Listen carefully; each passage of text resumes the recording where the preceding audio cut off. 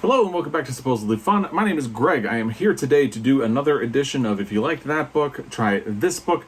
This is a sort of book recommendation series I am doing once a month based on the books I read in 2021. Basically, I want to recommend at least one book for every single book that I read this year. I settled on doing this in a format where I do one video a month, where I catch up with 10 books that I read at a time and recommend things based on these. I will link the previous installments down below if you would like to check those out and get other recommendations based on things that I have read so far this year. By the way, I feel like I should say these recommendations go both ways. If you have read one of the things that I recommend, but have not read the book that I read and am basing all of these recommendations on, feel free to go in the other direction. Hopefully it works no matter which direction you go. I am picking up with an Alison Bechdel book, and I'm not going to say the name of it because YouTube has made me very paranoid about saying any kind of a curse word on my channel or a word that could potentially be offensive or anything like that. So I am just going to hold it up and let you know that this is the book that I am going to be making recommendations based on. The way I do this, if you haven't seen one of the previous videos, is I try to come up with some things that are very similar, some things that are very known, some things that are lesser known, and some things that are sort of spiritually linked. I feel like there's a bit of a trap sometimes where somebody will recommend something that's really close to what you had previously read, and maybe you don't want something that's exactly like it, but something that might be similar. So I'm going to try to do some things that are close, some things that are a little further, some things that are known, and some things that are not known. That way, hopefully, there's a pretty good balance. So if you are unfamiliar, this is a collection of cartoons Alison Bechdel did. They were a cult favorite. It is where she started her career, and then she blew up when she did Fun Home, which is the first recommendation if you have not already read it. And if you have not already read it, it is a fantastic book. It is one of my all-time favorites. I would absolutely recommend that you go out, find a copy, and read it immediately. This one is a bit of a memoir.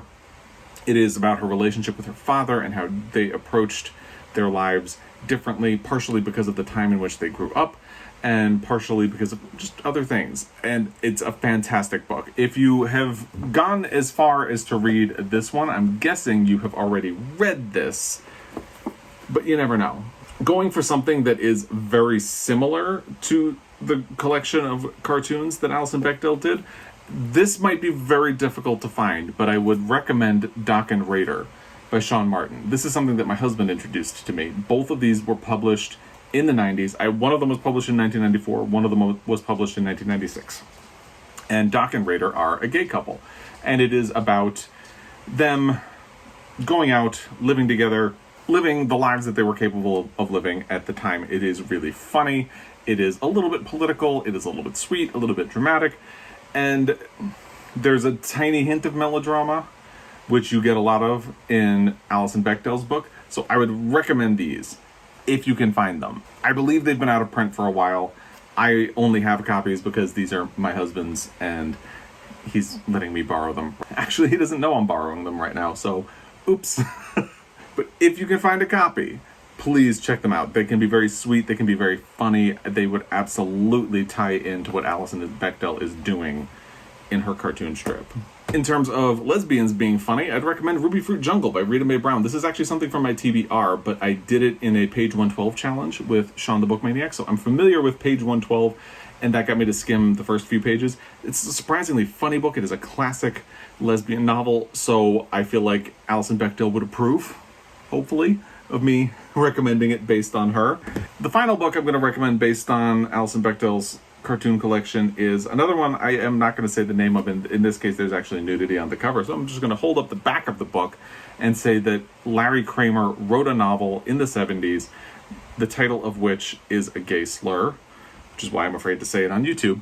And I have not read it yet. I really want to get to it, but it is very much a satire of what gay life was like at the time. Not a lot of people were happy with the tone he took in his satire, but it is seen as a gay classic, so I feel like I would be irresponsible not to mention it. So there you go. Those are your recommendations based on Alison Bechdel's collection. I have a lot of books and nowhere to put them. The next book that I read in 2021 was Interior Chinatown by Charles Yu. If you're unfamiliar, this is sort of a satire, and it takes the form of a screenplay. So it is a satire of race relations and stereotyping in the United States, particularly against Asian Americans, told in a very unique format.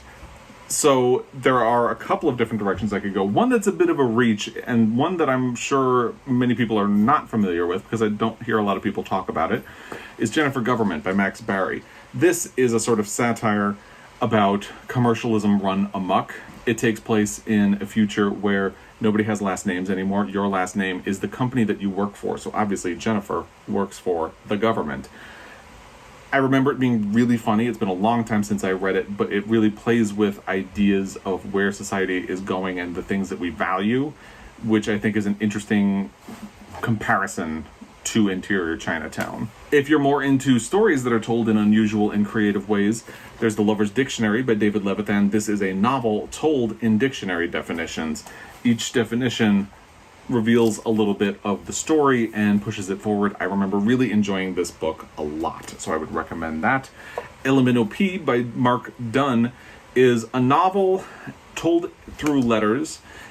Basically, it takes the idea that on this island there is a statue that uses every letter of the alphabet, but the letters start falling off, and the townspeople take it as a sign from whoever that they can't use those letters anymore. So as the book progresses, Mark Dunn has to stop using certain letters of the alphabet. And it's a really fun, sort of quirky book, and definitely told in a very interesting and clever way. And the final book I'm going to recommend based on Interior Chinatown is A Tale for the Time Being by Ruth Ozeki. This one is definitely a quirky book. It's definitely a little bit out there, but it is really interesting, really well written. It does not have that edge of satire, and it does not have a quirky format. However, I feel like there's a good chance that if you like Interior Chinatown, you would like this one as well. I remember really enjoying this book when I read it a few years ago. The next book that I read in 2021 was The Office of Historical Corrections by Danielle Evans. This is a story collection. It deals with race a lot. It deals with modern life and things like that. I wasn't in love with this book, but I did enjoy it. I feel like I might revisit it at some point. The writing is very clever. Danielle Evans's observations are very sharp, but I just didn't love it.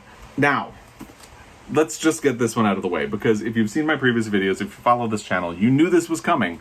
The Secret Lives of Church Ladies by Deesha Philyaw, my beloved. This is a story collection that deals with the lives of Black women in this country who are trying to deal with the expectations that society, and in particular religion, put on them, and it is fantastic. I think if I had read The Office of Historical Corrections first, I might have liked it better, but having read it after this, all I could think was The Secret Lives of Church Ladies. It's my beloved. So if you have not read this book, please get out and read this. I would also recommend a story collection by Lucia Berlin called A Manual for Cleaning Women. This obviously does not have that element of race at all anywhere in it, but it is a collection of short stories that have a really wry sense of humor and a very sharp, observant wit. I am a big fan of this collection, and I would absolutely recommend it based on Danielle Evans's writing style. The final one I'm going to recommend based on the Office of Historical Collections is actually something I have not read, but was recommended to me by Erica from The Broken Spine.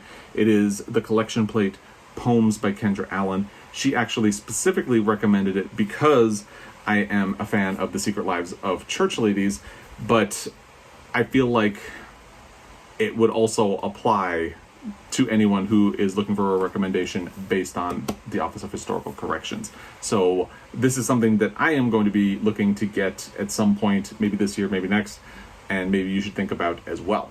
That takes us to The Rain Heron by Robbie Arnott. This is a fantastic book. The writing is fantastic. It has really great female characters. It feels a little bit like a mythology or a piece of folklore. It is definitely sci-fi fantasy adjacent, which is not a genre I typically get involved with, but one that I'm starting to appreciate a little bit more. I absolutely loved this book. It was one of my top 2 favorite reads of 2021 so far. I will link that video down below if you have not seen it yet. And if you have read this and enjoyed it or are looking for things based on it, of course, Flames by Robbie Arnott, his other book. I have not read this one yet, but I'm really looking forward to it based on how much I loved The Rain Heron, and I've heard good things about it. Some people say they like The Rain Heron better. Some people say they like Flames better. So if you've already read The Rain Heron and liked it, find out which one you are.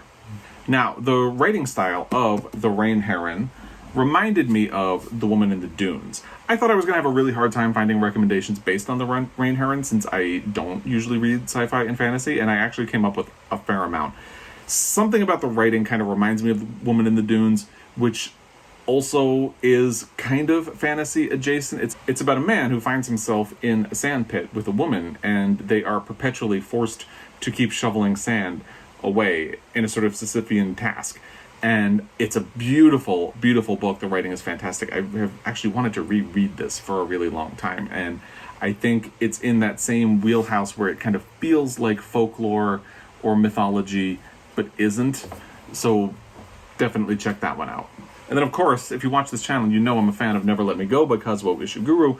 I think what's interesting about this is that the story takes a lot of sort of twisty turns, and you can't talk about this book too much because you'll give away the direction that the story goes, and part of the fun is discovering where that narrative takes you.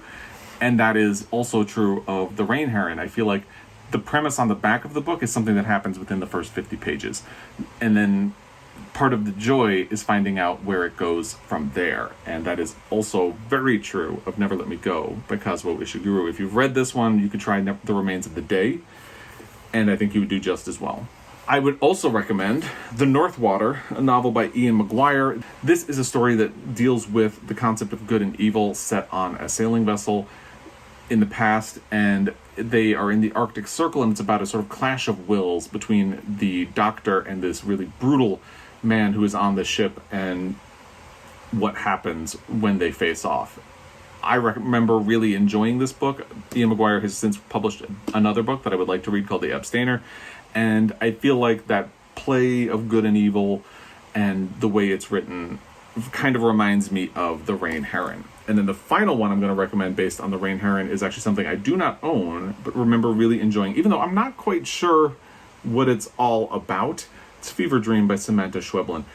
And this kind of gets back into the wheelhouse of The Rain Heron because it sort of plays with that idea where you don't necessarily know what's going on. And I think the biggest thing that jumps out about this as a comparison to The Rain Heron is that The Rain Heron deals with environmentalism in very subtle ways, and so does Fever Dream, which is not something you find very often in the literary world. Usually, if there's an environmental message, it beats you over the head with it, and both of these books do it in very subtle ways. I would say Fever Dream also kind of plays with elements of the fantastic without going into that genre at all, so I would definitely recommend it. And that takes us to the book This Town Sleeps by Dennis E. Staples, which is a novel that centers on a crime that happened in the past, but isn't a mystery and thriller. It is about a gay man living on a reservation, but it's not necessarily an LGBTQ novel. I feel like the most obvious comparison is Louise Erdrich, because she writes stories about Native people, and many of them are centered on some sort of a crime, but are not mystery thrillers. They just kind of play with the tropes of it. And the two that I would recommend are Plague of Doves and The Roundhouse, because I feel like they are the most... Well, it's my favorite book of hers that I've read so far, and the one that is probably the closest to what Dennis E. Staples is doing in This Town Sleeps. I would also recommend The Nickel Boys by Colson Whitehead, because that takes the idea of something that happened in history and the stories about race, and reveals things about them that are often unpleasant, which is definitely something that is a little bit familiar to anybody who has read either Dennis E. Staples or Louise Erdrich. I'd also recommend The Good Lord Bird by James McBride. Now, again, this is dealing with race, more specifically about black people and white people, because it tells the story of a young boy who has been enslaved and who pretends to be a girl in order to get out of a bad situation, and then sort of gets stuck doing that. And then he ends up with the abolitionist John Brown, and things kind of spin out of control from there. So again, it takes the idea of identity and really explores it within a different context, but still in a very interesting way if you have read This Town Sleeps and enjoyed it. And then the final one I'd recommend is actually going to come up on the next book as well. So it's Johnny Appleseed by Joshua Whitehead. This is something I have not read. I only recently found out was an LGBTQ book, so I'm just going to rely on the plot description online for a second. Basically, it's about being two-spirit and indigiqueer. The main character is a cybersex worker who has to return to the res and his former life, and there are elements of that I think would definitely fit if you are a fan of This Town Sleeps. And the next book that I read in 2021 was She of the Mountains by Vivek Shraya, and I think, again, Johnny Appleseed by Joshua Whitehead is a fun play off of that, because She of the Mountains has interesting characters and plays with ideas of identity and gender identity and things like that, and Johnny Appleseed seems like an interesting way of getting some of those themes as well. I was not a huge fan of She of the Mountains. I feel like I need to revisit it in print. I think the audio was part of the problem for me, but I've heard really good things about Vivek Shraya's other books, and I'm very open to reading them as well, like The Subtweet. There's a collection of poetry, Even This Page is White, and I would recommend those as well, especially if you are a fan of She of the Mountains. The only other thing I can really think of is Frankenstein by Jeanette Winterson, because again, that plays with identity and gender and all of these things in interesting ways that you might respond to if you have been a fan of She of the Mountains. We are cruising right along. The next book that I read in 2021 was Last Call, a true story of love, lust, and murder in queer New York. This is a true crime book. I don't tend to read true crime all that much anymore. I used to really enjoy it a lot. What I enjoyed about this was that it's not actually about the killer. It's about the victims and their lives. And in telling the stories of the victims, it talks about what it was like to be a gay man in the 1980s and early 1990s, and it paints a picture of how difficult it was and how marginalized you were and how repressed you had to be just to get by in life. And that's something that is really interesting and painful, and in the spirit of that, I would absolutely recommend The Five by Hallie Rubenhold, which is a book I talk about a fair amount on this channel, and she is doing a very similar thing in The Five. She is exploring the lives of the women who were murdered by Jack the Ripper, but she removes Jack the Ripper from the equation as much as possible and focuses on their lives and what they were really like, because they got a really bad turn in the media at the time of the murders and have continued to get a really bad turn in the media since then. And what she reveals is that they were often desperate women in bad situations who didn't have a lot of options. And one of them was a confirmed sex worker at the time of the murders, but that doesn't mean she deserved to be murdered. And I think it's a really interesting book, and that is the form of true crime that I feel like I can wrap my head around these days. If you're more into the idea of what gay life was like at the time, you could read anything by Paul Monette. The one that I have is Becoming a Man, Half a Life Story. This is a memoir about him growing up in the 1950s and struggling to come to terms with his sexuality. And I think it would paint a very good picture of what it was like to have grown up in the same time period as the people who were the victims of the Last Call killer. And maybe not as gruesome as a true crime book. Another interesting way of doing true crime was My Friend Dahmer by Durf Back Durf. This is a graphic memoir. Basically, Durf Back Durf went to high school with Jeffrey Dahmer. And in this, he remembers what it was like and his memories of Jeffrey Dahmer and how he was too young, his friends were really too young to know what was going on or do anything to help or intercede or stop what ultimately happened with Jeffrey Dahmer. But it is sort of an indictment of the teachers and the other adults who were around who didn't notice a lot of the warning signs that they saw. And it's very honest. He talks about how they saw Jeffrey Dahmer drinking in school to the point of being blackout drunk and didn't tell anybody because they didn't realize anything was going on. And it's basically, ultimately, about how someone can slip through the cracks. And most of the time that doesn't end in a horrible crime spree, but in this case it did. It has a very earnest, searching vibe, and I enjoyed it as much as you can enjoy a book of this subject matter. That takes us to a book I really didn't enjoy very much, Edinburgh by Alexander Chee. This is a story of abuse. It is a very depressing and difficult book, and I really didn't like the direction that the last 100 pages took, but that's fine.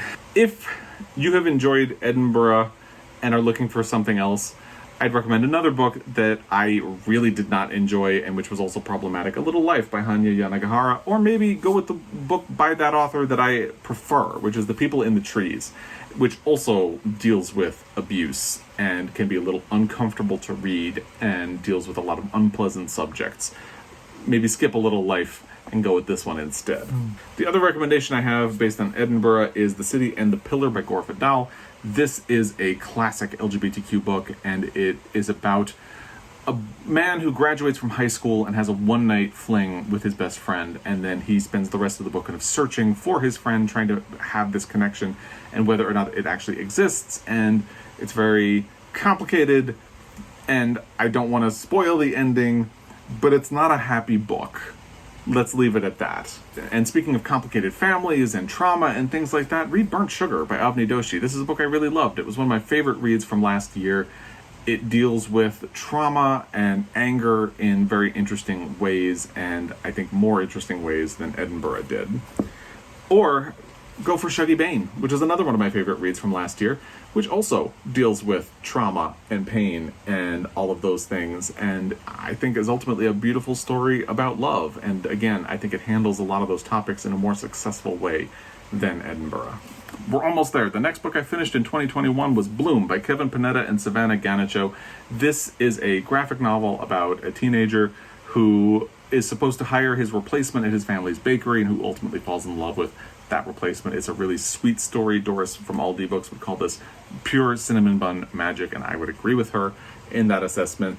So if you're into a YA rom-com, why not do Camp by Elsie Rosen? This was a really fun book, a lot more in-depth than Bloom, definitely not a graphic novel, but I would certainly put it in the same wheelhouse and say that if you enjoyed one, you might enjoy the other. You could also do Heartstopper by Alice Oseman. This is something that Doris recommended to me, and which I have on order, but it has not arrived yet, and I'm looking forward to that. It would definitely be in that same bracket of pure cinnamon bun magic, and it is a graphic novel as well. Or you could do Aristotle and Dante Discover the Secrets of the Universe by Benjamin Alire Sands.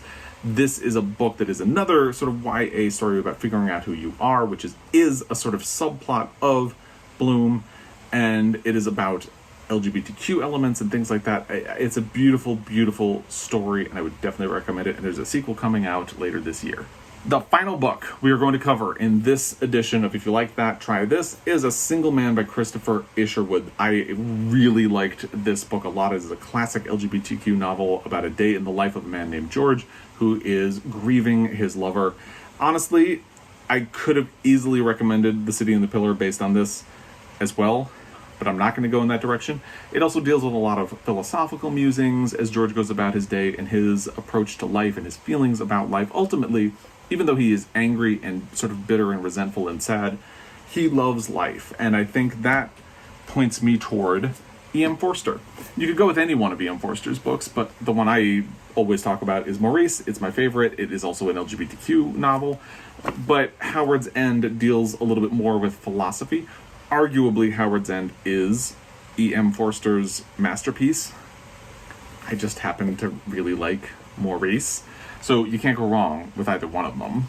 The next one would be Lie With Me by Philippe Besson. This is about somebody looking back at a sort of childhood affair that he has with a boy, and it has that sense of regret and sadness seeping through that you can find in a single man, and I think for that it is sort of perfect for this. It's also only small, so you could read this very quickly.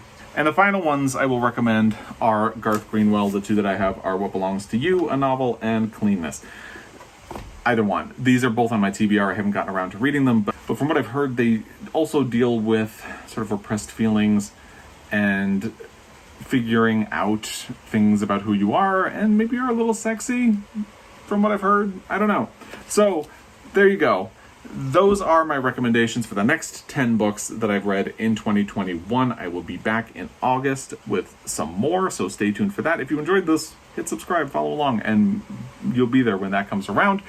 If you have other recommendations based on any of these books, please, let's turn the comment section into a resource, put them down there, and let's have a discussion about these books. If you think I am a little bit crazy for some of my recommendations, sure, I don't know why you would be mean, but put it in the comment section down below. Why not?